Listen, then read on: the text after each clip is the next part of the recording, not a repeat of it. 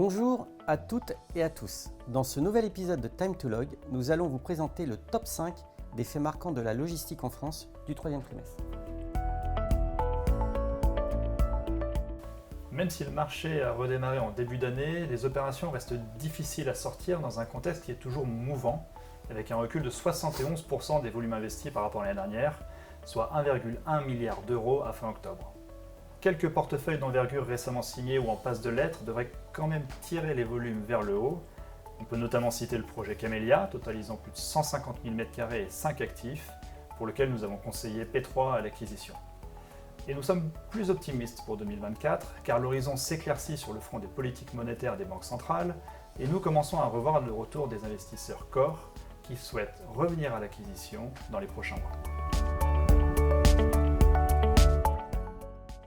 Avec un cumul de 2 545 000 m², le marché utilisateur est en recul de 24%. Néanmoins, la demande placée est encore supérieure de 3% par rapport à la moyenne décennale, et le troisième trimestre a conforté un fort rebond par rapport au trimestre précédent, avec près de 900 000 m² transactés, soit plus 40%. A noter cependant, les transactions format XXL sont rares, 3 depuis le début de l'année, et certains investisseurs ont adapté leur stratégie de commercialisation en proposant ces immeubles à la division. La dynamique de la demande continue de se heurter à une offre contrainte par le manque de nouveaux projets qui sortent de terre. Ainsi, 2,5 millions de m² sont immédiatement disponibles.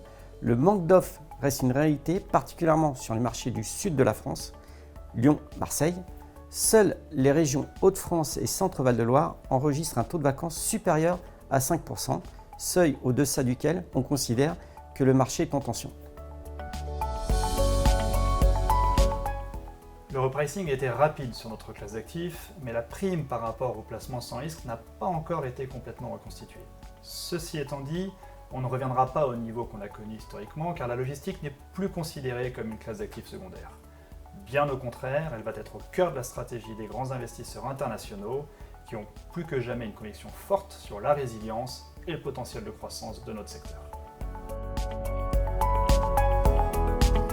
Dans ce contexte sous-offreur, les valeurs locatives sont toujours en phase de progression, un prime à 75 € en Ile-de-France.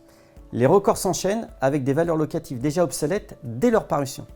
On peut tout de même se poser la question de savoir si nous n'allons pas atteindre un plafond de verre pour les utilisateurs en 2024. Mais le quatrième trimestre devrait être prometteur avec notamment une très belle signature XXL réalisée par Cushman & Wakefield dans le sud de la France. Nous vous invitons à lire notre dernière étude sur la mécanisation des entrepôts 4.0 disponible sur notre site internet. A très bientôt pour un nouvel épisode de Time to Log.